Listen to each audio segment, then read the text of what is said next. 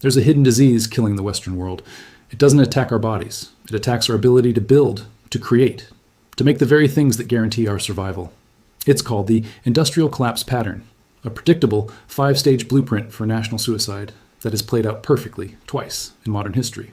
It's a pattern that always begins with a seductive promise: efficiency, cheaper goods, a modern service economy. But it always ends the same way, by hollowing out a nation's core, leaving it utterly dependent on its rivals for everything that matters: medicine, electronics, infrastructure, even military hardware. First, this pattern turned Great Britain from the workshop of the world into a financialized museum. Then, it created the American Rust Belt, leaving millions of forgotten people in the ruins of once great cities. And now, the exact same pattern has entered its final, most aggressive stage. This isn't a history lesson about something that happened. This is a real-time diagnosis of a terminal illness. And most people don't even know we're sick. What you're about to see is the 5-stage blueprint. Once you understand it, you will never look at our economy the same way again. So, what is this 5-stage blueprint? It's not a conspiracy, it's a path, a sequence of logical yet fatal decisions that a wealthy nation makes, one after the other, believing each step is a sign of progress. The pattern is so insidious because at every stage, the people in charge will tell you that everything is fine, in fact, that it's better than ever. But beneath the surface, the foundation is being sawed away. Here is the blueprint. Stage 1, the age of production. This is the golden age. A nation discovers its industrial might. It builds more than it consumes. Its factories are the engine of the world, employing millions in high-wage jobs. The nation is a creditor, self-sufficient and powerful. Stage 2, the financial seduction. The nation gets rich, so rich that making things starts to feel slow and dirty compared to making money. The smartest minds no longer go into engineering. They go to Wall Street or the City of London. The government shifts its focus from protecting factories to deregulating banks. The promise is that a service economy is more advanced. This is the great lie. Stage 3, the great hollowing out. This is when the disease becomes visible. To maximize profits, corporations are encouraged to move factories overseas for cheaper labor. The government calls it free trade. The corporations call it efficiency. But what it really is the deliberate sacrifice of the nation's productive capacity for short-term stock market gains. Entire towns die. The industrial heartland begins to rust. Stage 4, the chain of dependency. After decades of offshoring, the nation wakes up and realizes it can no longer make critical goods. It's dependent on foreign countries, often its geopolitical rivals, for everything from basic medicine to computer chips. The supply chain becomes both a lifeline and a leash. The nation has lost its independence. It can be held hostage at any time. Stage 5, the Brittle Kingdom. This is the final stage. On the surface, the nation looks prosperous. Its stock market might be at an all-time high. Its cities are filled with glass towers for bankers, consultants, and software engineers. But underneath, the core is hollow. The nation has no resilience. When a real crisis hits, a pandemic, a war, a resource shortage, the supply chains break, the shelves go empty, and the illusion of wealth evaporates overnight. The kingdom shatters because it was built on paper, not steel. To understand how truly deadly this pattern is, we must go back to where it first played out. We have to look at the nation that invented the modern industrial world, and then showed everyone else how to destroy it. In the 19th century, Great Britain was not just a superpower.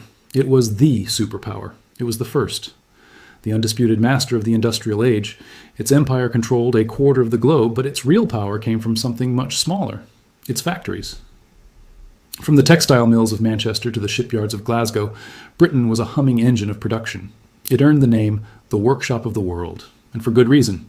It produced half of the world's iron, half of its coal, and nearly all of its advanced machinery. This was stage 1, the age of production in its purest form. British strength wasn't just in its navy. It was in the steel, textiles, and locomotives that it sold to every corner of the earth. But then, the disease set in. The empire had made Britain fantastically wealthy, and with that great wealth came a subtle but fatal shift in thinking. This was stage 2, the financial seduction. By the early 20th century, the City of London was booming. Making money from money through banking, insurance, and international loans seemed so much cleaner and more profitable than the hard, dirty work of manufacturing. Britain's best and brightest young men were no longer dreaming of inventing the next great engine. They were dreaming of a corner office in a London bank. The nation's focus shifted from being the world-s workshop to being the world-s banker. The pound sterling was the global reserve currency, and they believed this financial power was invincible. Then came the world wars. They were won, but at a catastrophic cost. The nation was in debt, its industries were damaged, and its global competition, particularly the United States, was catching up fast. This is where the pattern accelerated into stage 3, the Great Hollowing Out.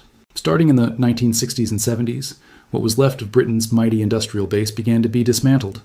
It wasn't just about foreign competition, it was a deliberate policy. Governments, both Labour and Conservative, embraced a new globalist vision. British coal mines were shut down, steel plants were closed, the iconic British car industry, once a world leader, was sold off piece by piece to foreign companies. It was a slow, painful process. Entire communities that had built ships or mined coal for generations were told their way of life was obsolete. They were promised a brighter future in the new service economy. For most, that future never came. By the 1990s, Britain had reached stage 4, the chain of dependency. The nation that had once supplied the world with everything now had to import almost everything. Its industrial capacity was a shadow of its former self. While London boomed as a global financial hub, the industrial heartlands of the North were left to rust. Britain was dependent on Europe for manufacturing, on the Middle East for energy, and on a global supply chain it no longer controlled. And that brings us to today. Britain is a textbook example of stage 5, the Brittle Kingdom. It is a wealthy, modern, service-based economy. But that wealth is fragile. We saw it during the pandemic when the nation struggled to secure basic protective equipment. We see it in the ongoing energy crises, where it is completely exposed to global price shocks. Britain still has world-class scientists, engineers, and innovators, but the nation as a whole has forgotten the fundamental lesson of its own success. Real power does not come from financial spreadsheets. It comes from the factory floor. It comes from the ability to turn raw materials into things of value. Britain was the first to walk the path of industrial collapse. But the next great power to follow the blueprint would do so on an even grander and more tragic scale: the United States of America. In 1945, the United States was not just a victor, it was a titan. The Second World War had shattered its rivals, but America's homeland was untouched, and its industrial power was unlike anything the world had ever seen. This was America's stage 1, the age of production, and it was a golden age. American factories had served as the arsenal of democracy, churning out ships, planes, and tanks that won the war. Now, that same industrial might was unleashed on a world hungry for cars, refrigerators, and televisions. Cities like Detroit, Pittsburgh, and Cleveland were the humming heart of the global economy. A factory job with a high school diploma could buy you a house, a car, and a middle-class life. Made in the USA was the undisputed global standard of quality and power. But just like Britain before it, America's success planted the seeds of its own industrial decay. The nation became incredibly wealthy, and the siren song of Wall Street grew louder and louder. This was America's turn for stage 2, the financial seduction. By the 1970s and 80s, the mindset of the elite began to change. Why build a factory in Ohio when you could make a fortune trading stocks and bonds in New York? The focus of the economy shifted from making things to moving money. Business schools taught a new generation of CEOs that their only duty was to maximize shareholder value at any cost. The long-term health of the nation's industrial base was irrelevant compared to the next quarterly earnings report, and that unlocked the door to stage 3, the Great Hollowing Out. It began with a trickle, then became a flood. In the 1980s, a new idea took hold: free trade. It sounded good in theory, but in practice it was a green light for corporations to dismantle America, piece by piece, and ship it overseas. First to Japan, then to Mexico, and finally, the ultimate prize, China. The North American Free Trade Agreement, NAFTA, in the 1990s, and China's entry into the World Trade Organization in 2001 were the final nails in the coffin. Millions of high-paying union manufacturing jobs vanished. The great factories of the Midwest went silent one by one. The region that had built America was left to decay, earning a new, painful name, the Rust Belt. Entire communities were destroyed. They were told to learn to code. It was a cruel joke. By the 2010s, America was deep into stage 4, the chain of dependency. The country that had once supplied the world was now the world's biggest customer, with a massive trade deficit year after year. It became critically dependent on China, its primary geopolitical rival, for everything: pharmaceuticals, rare earth minerals for our military technology, electronics, machine parts. The list is endless. The COVID-19 pandemic exposed this vulnerability in the most brutal way imaginable, as Americans waited for masks and medical supplies to arrive on container ships from the very nation where the virus began. And this has brought America to the doorstep of stage 5, the Brittle Kingdom. On the surface, the American economy looks powerful. Silicon Valley produces billionaires. The stock market soars. But it's an illusion of strength. America's industrial core has been hollowed out and outsourced. We have forgotten how to build. We have traded the resilience of the factory for the fragility of the supply chain. The story of the Rust Belt wasn't just the end of an era. It was a dress rehearsal. It was the pattern playing out in one region of the country. But now, that same pattern is not just repeating. It is accelerating, and it is consuming the entire Western world. This is the moment where the history lesson ends and a real-time diagnosis begins. For decades, we've been told a comforting lie. The lie is that the death of our factories was a natural evolution, that we were graduating to a higher form of economy, a clean, smart, post-industrial world run on information, services, and technology. But what if that wasn't progress? What if it was just stage 3, the great hollowing out happening all over again, but this time with a digital smokescreen? Look around you. The pattern that killed the Rust Belt is now consuming what's left of our productive economy. It has just changed its disguise. We don't just offshore factories anymore. We offshore our programming to India. We offshore our customer service to the Philippines. We offshore our advanced microchip manufacturing to Taiwan, a tiny island under constant threat from our biggest rival. Our most innovative companies, like Apple, design their world-changing products in California, but have handed over their entire production, their real-world power, to factories in China. We are told that as long as we control the intellectual property, we are safe. This is the great delusion of the 21st century.